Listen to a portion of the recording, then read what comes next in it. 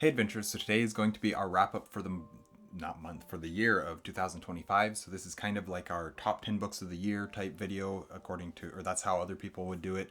The way that I have chosen to present my books this year is actually just to take my favorite book from each month, and those will be, of those I will choose my favorite book of the year. I don't know what Kate's plan is though. My plan is a little bit more simplified. I didn't read a lot of books this year, so I'm just gonna go through some of my favorite ones and talk about the impressions that they made on me. All right, so before I jump in really quick with January book, I just want to mention that I read 86 books in 2025. I read 86 books. I DNF'd one book, so that would have been 87 had I completed it. Just about read another one, but I finished it technically on January 1st in the early morning, so I'm not counting it. It's counting towards 2026's reading. I read 6.5 ebooks, or rather six. How does it? I read 6 books on ebook, and then one book I read half on ebook and half physically. I did 5.5.5.5 physical, which means I read 5 physical books, and then 3 books I read half physical, half ebook, or half audio. That's how I wrote it down so that I could remember it. And then I read 72 audiobooks, with 2 books being either physical or I guess they were both physical books as well, so I split them up a little bit. Anyways, I don't know if any of that makes sense, but those are just kind of my stats for the year. All right, so my January book, my book of the month for January was Peter Pan by J.M. Barrie. I did a lot of rereading in January, and so that's kind of why, even though I read 8 books in January, I still this is the one that came out on top of all of that. And I actually did read this again in, I want to say, August. So I read this book twice, in large part because I was doing a Peter Pan play, and so I wanted to be familiar with the source material as well. So my total amount of books read in 2025 was 19. I'm not going to talk about all of those. But I will touch on most of them through the video today. So the first couple I read in the year were Pax by Sarah Pennypacker and The Little Shop of Found Things, and that's by Paula Braxton. I both really enjoyed both of these, but I think, and this is something I've discovered throughout the year, a great part of my enjoyment of books comes from the atmosphere I read it in, and whether or not I spend a dedicated amount of time reading that book. What I mean by that is a good chunk of time in the book, so not 2 pages here, 3 pages there, 1 chapter here, but a really large portion of the book at once, which I did with both of these. I had the opportunity to read in a very peaceful setting, and I read the majority of them at one time, and I tend to like the book so much better when I do it that way. So these ones were really fun. Pax is such a sweet story. If you've never read that, that's a very endearing story. And then The Little Shop of Found Things was completely unexpected. I had no idea what I was going to get out of it. And a little, for anybody who's interested in reading it, if it sounds interesting, is that it includes time travel. So February, my book of the month for February was The Pathfinder by James Fenimore Cooper. This is the third book in the Leatherstocking Tale series, which includes The Last of the Mohicans. And so I've been slowly going through this, and The Pathfinder, I think it's a hard decision between The Pathfinder or The Deerslayer, but both of those two are very much on my up at the top for my favorite books in that series. I very much enjoyed both of them, and very strong atmosphere. James Fenimore Cooper is a fantastic writer for atmosphere and for details. A lot of people call him purple, his writing very purple and flowery, but I did not find that to be the case. I just feel like he's a fantastic writer and great with atmosphere. So this year I was in the mood for some very atmospheric, speaking of atmospheric, some very atmospheric books, and I wanted something calm, and I ended up jumping into the Anne of Green Gables series again. I've read the first 2 or 3 when I was younger, maybe the first 4, but I never completed the series, and I was interested to see what the rest of the series were like book-wise.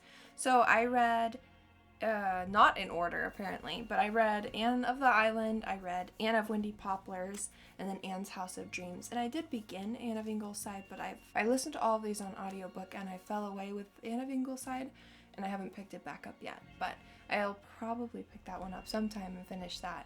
They're really fun books. I found that I liked I can't remember if it was Anne of Windy Poplars or Anne of the Island, whichever one that she wrote letters to Gilbert back and forth throughout the entire book. I found I liked that one the most.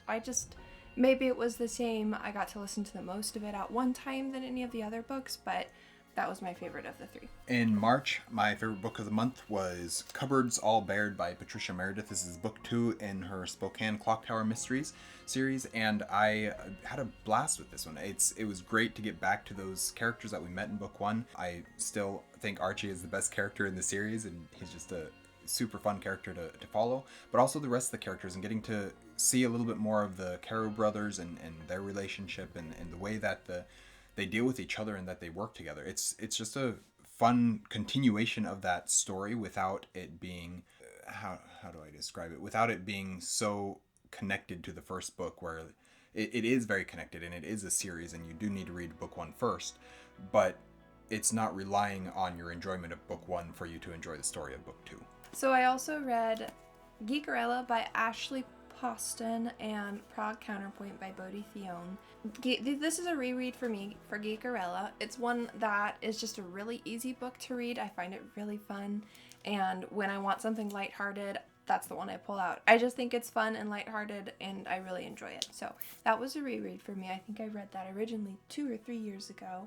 And then Bodhi Theone, this is book 2 in the Zion Covenant series. I have the first 3 books, so I've been going through them slower than I would like. It's just, they're very, they're historical fiction set during World War II, and a lot of it is really characters that are going through really difficult times and are very courageous through those times, but it can be a little bit hopeless sometimes, especially if I'm reading 2 pages here, 3 pages there. I never seem to get out of the dark and despair into the hopeful light at the end of the tunnel. So I think that's why this book took me so long to get through, is I never had a good chance to sit down and read a chunk of it, and so I never got to see I was in the tunnels with all the, what is the phrase I'm looking for, in the dregs and anyhow, I was in the darkness with the characters for quite a while there, and it took me a while to get through it, but I do really like the details that are in this historical fiction, and there's a cellist in this book as well who plays a significant part of the story, and that was really fun to read as well. So then in April, I listened to The Walking Drum by Louis L'Amour. This is guess you could call it medieval, but it's a historical fiction written by L'Amour, who's primarily known for his westerns. The Walking Drum takes us back to medieval Europe, and across Europe, the Russian steppes, and through the Byzantine wonders of Constantinople, gateway to Asia. And so it kind of spans a lot of Europe in our main character's travels, and it just tells his story, his life as he grows up, as he develops these different skills that he builds throughout the book and throughout the story. And he, throughout this book, just became one of my favorite characters I've ever read, and definitely probably my favorite character that I met this year. And so, or in 2025, I guess, because we're filming this in 2026. But it was just a fantastic book, the best Louis L'Amour book that I've ever read, and yeah, just fantastic novel. Okay, so this year I read 3 books that I don't have a physical copy of. One was called East Coast Girls by Carrie Kletter. This was a story, I don't know how I stumbled across this one, but I wanted something modern, and sometimes I have a hard time finding books set in modern day, especially since I read so much fantasy and just out of this world literature. So this was one set in modern day. It was really interesting the way that the story was told. It was all clouded by mystery. All of these characters, these main characters, were affected by something that happened, but it wasn't revealed what that was. Well, we got little bits and pieces throughout the story, but it wasn't fully revealed until the end. So just seeing them cope with all of that, and then seeing how they addressed it through the lens of trying to heal from what happened, because it was something traumatic for them. That was really interesting. One of the other books I read was The Pharisee's Wife. This is a Jeanette Oak book. Jeanette Oat. Jeanette Oak book. She's a very, if you're anywhere in the reading world, she's a very popular fiction writer. She typically writes Christian romances. I was really in the mood for a story set in Bible times, because I find those can just be absolutely delightful.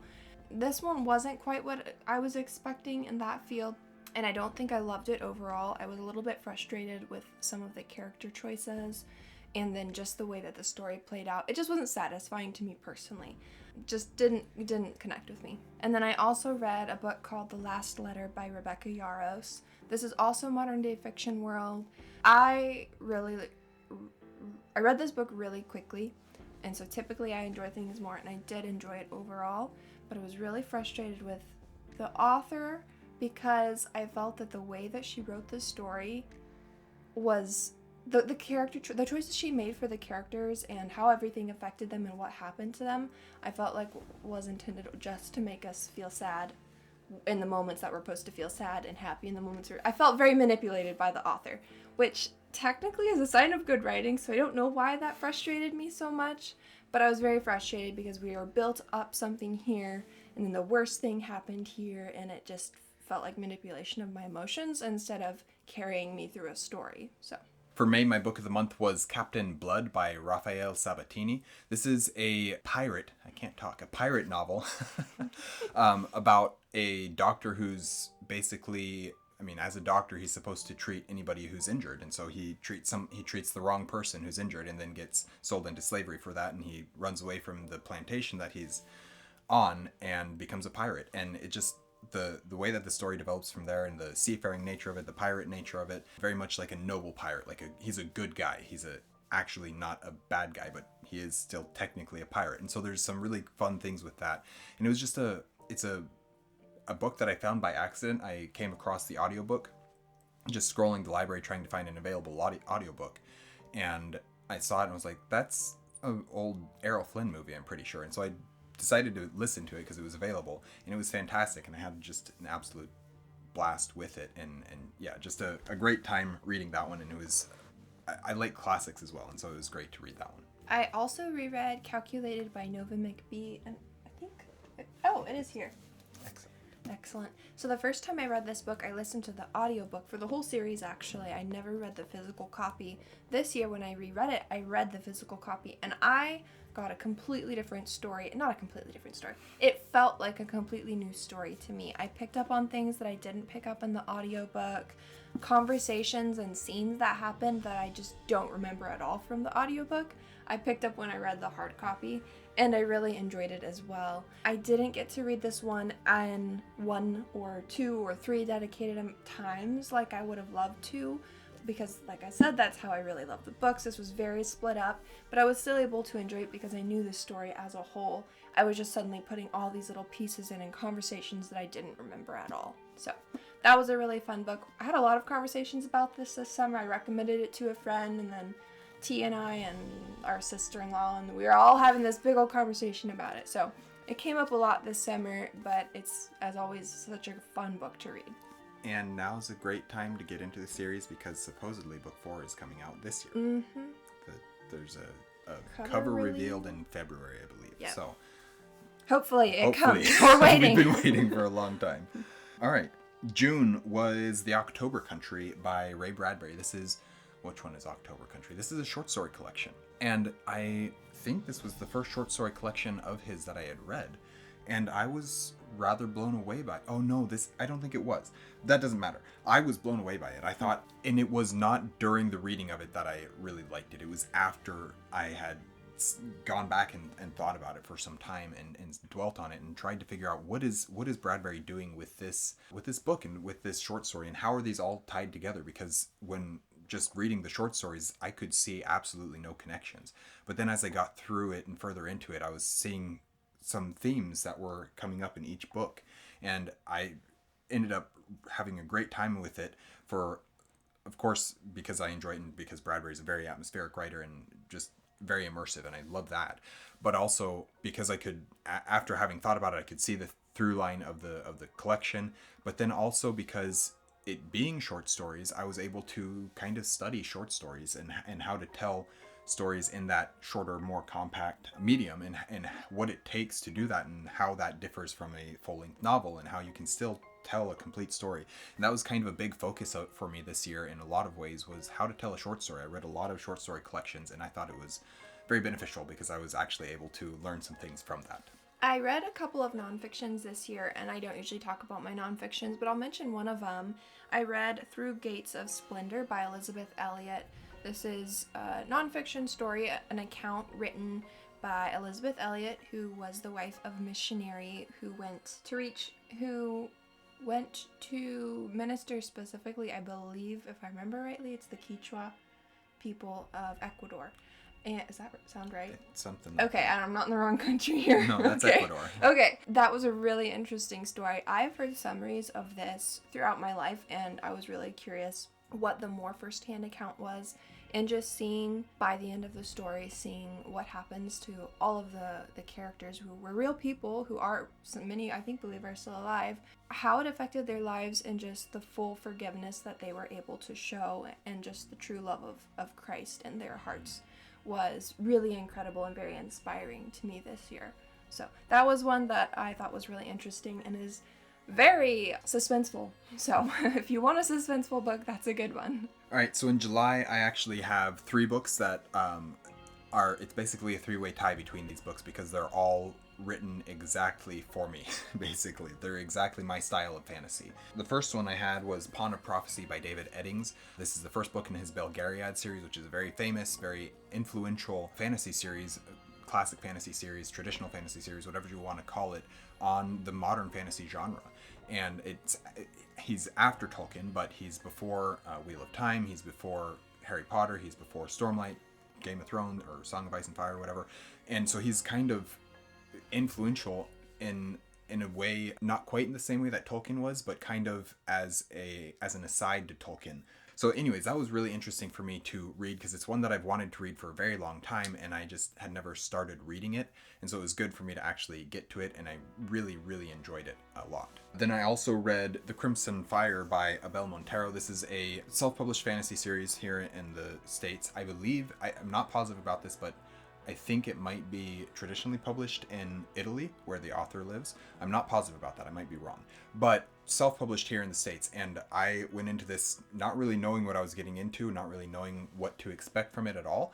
But the author and I have talked and commented on each other's videos a little bit and stuff like that. And so when it came out and I think he offered me an e-arc, if I remember correctly, I read it and I was very impressed with it and very pleased with what I was reading and just the story that was being told.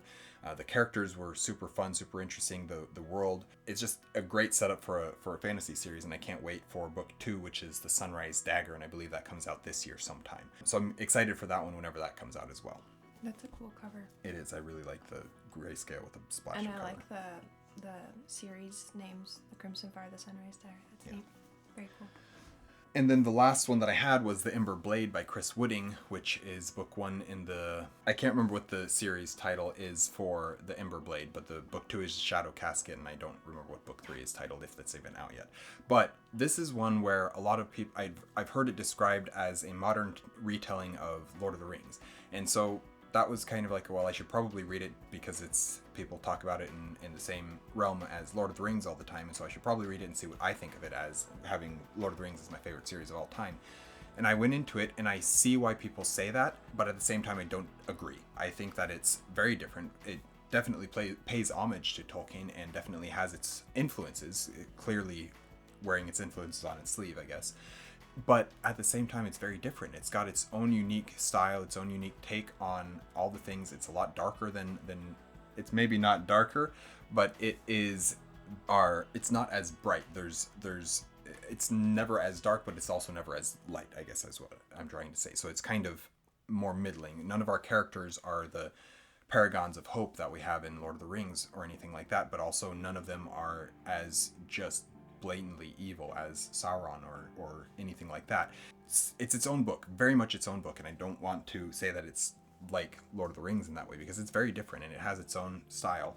But there are some things that are reminiscent of Lord of the Rings. We have a sequence that reminds me a lot of Moria, but at the same time it reminds me a lot of Michael J. Sullivan's Legends of the First Empire, or it reminds me a little bit of Dawn of Wonder to some degree. And it's a very interesting story because it has a whole bunch of different influences, at least things that I see as similar, but it's very different, and I really appreciated seeing that there is some good atmosphere.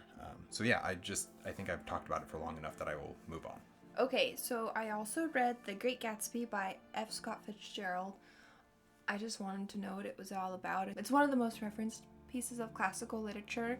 I actually saw this stack of books illustrated on a cup or a t-shirt or something with classics in it, and I'd read all of them except for The Great Gatsby, and I just thought that was a shame, so that was my motivation behind reading this one.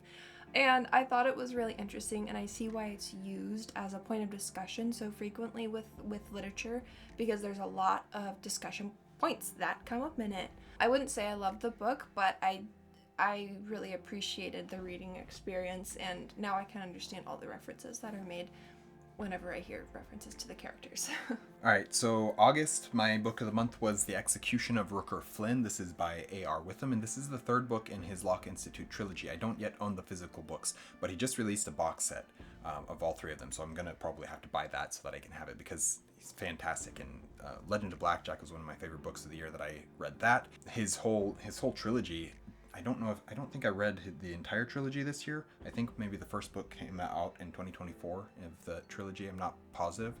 But whatever the case, Execution of Rooker Flynn wraps up that series amazingly well. Very fast paced, but it's the pacing is earned from books 1 and 2. It's just built up for and set up for, and then you get to book 3 and you just dive right in, and it's go up until the end, and then you have like a couple of chapters at the end where you can breathe, where you can take a breath and kind of get your bearings before closing out the series. And it's just very well done, very well executed. I'll use that pun happily. And I just had a great time with this. I'm a huge fan of A.R. Witham at the moment. So in my process of grabbing the physical copies of the books that I read this year, I was looking on my bookshelf and I found one that I think I read in 2025, but it wasn't on my list. But I posted a picture of it on my book Instagram, so I think it happened in 2025. Realms of Light by Sandra Fernandez Rhodes. I loved book 1 in the series. This is book 2, and I loved it just as much. Just something about the characters. I fall in love with them. I'm obsessed with them, and the world that's built around this is fantastic. So the author uses artists that we're familiar with in the world, all sorts of artists. So painters, musicians, poets, literature authors, all sorts are influencing the characters here and are very tied into her world. John Milton is one of the authors that plays a significant part. But being able to see how they're intertwined with her world, and then, especially with paintings, I don't know all the paintings, being able to go look up pictures of it and then see how she tied that in, absolutely fascinating. Just, I can't believe how incredible it was. So, I really, really love these. They're one of the books that I always recommend. Beautiful picture of darkness versus light. You never know who's gonna win in the end. So, I definitely recommend this series. It is the Colliding Line series.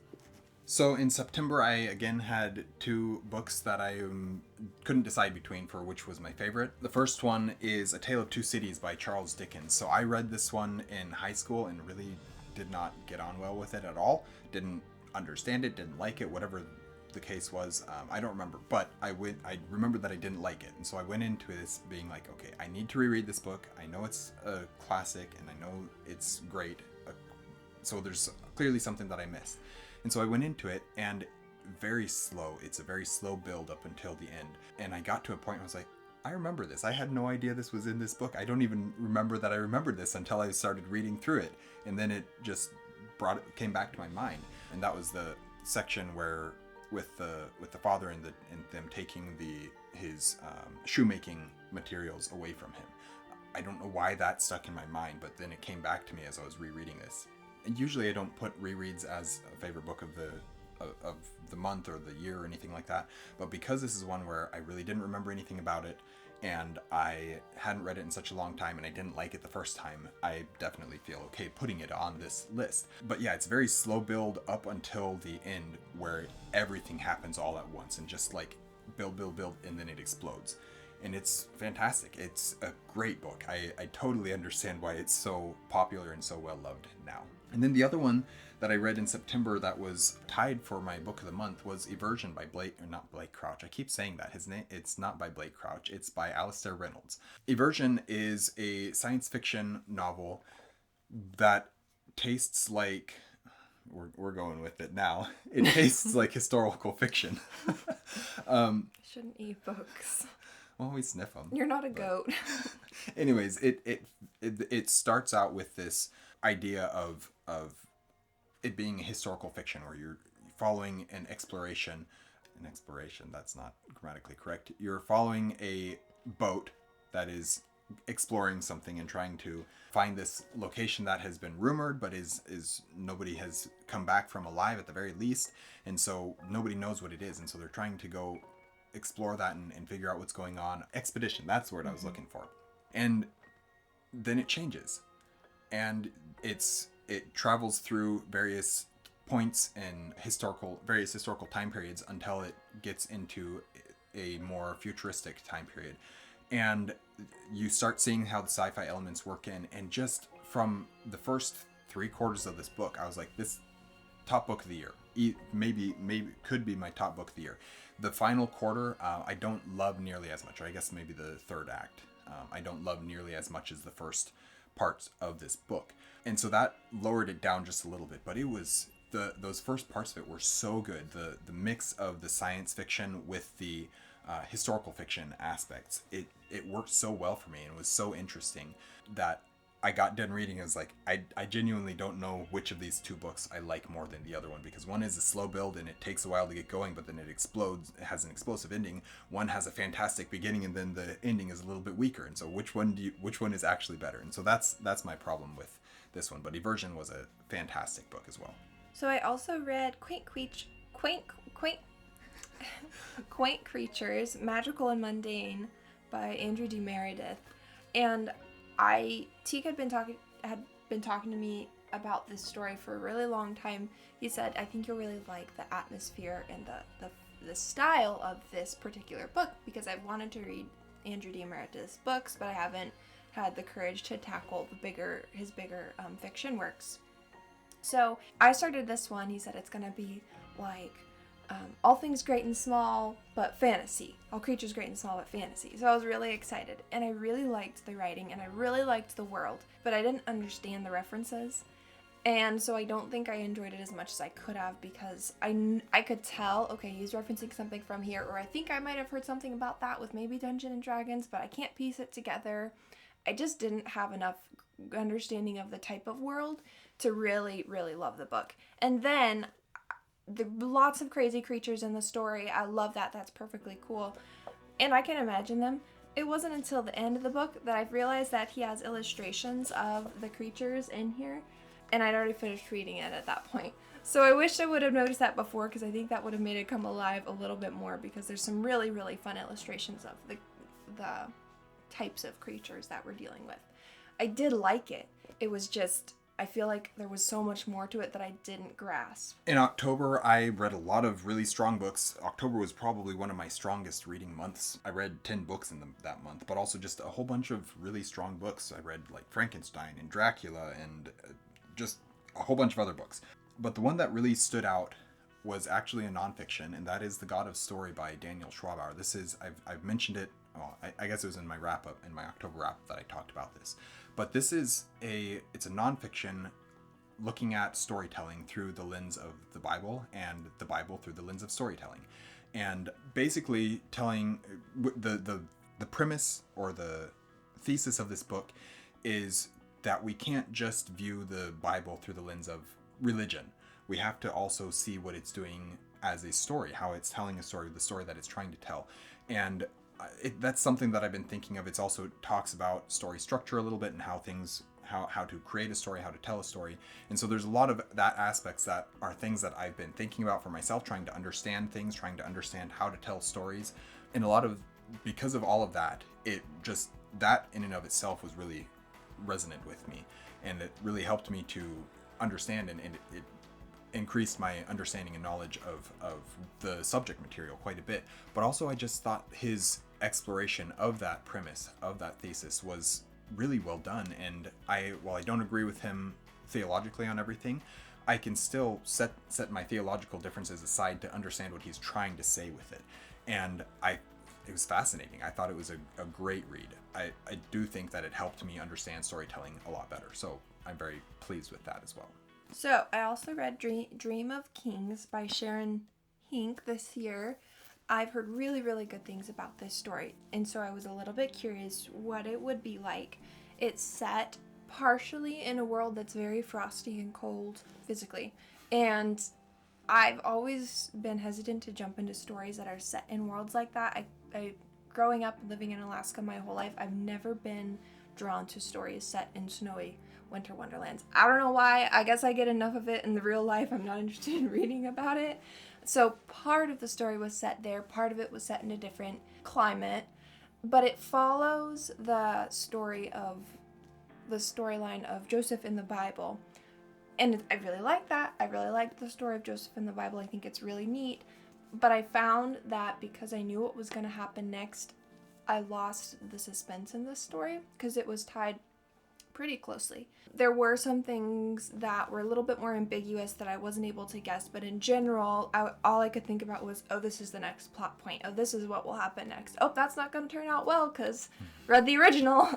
But the world was really interesting. I love how dreams and dream tellers were involved in the story, and I thought that was really cool about it. So my book of the month for November was Cannery Row by John Steinbeck. This is I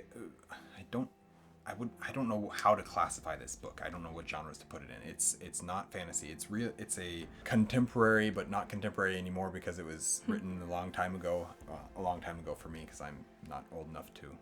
Anyways, it was like a contemporary nonfiction, or not nonfiction, a contemporary. What is that even called? What am I looking for? Anyways. An old contemporary book. Yeah, it's great.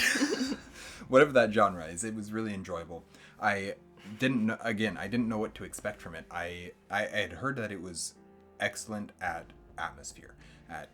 Like you could learn a lot about how to write atmosphere from reading this book if you're reading it for that reason and studying that. And I love atmosphere. And so I was like, okay, this is one that I'm going to try out. Plus I know John Steinbeck is a very famous author, very popular author, and one that I need to try out at some point.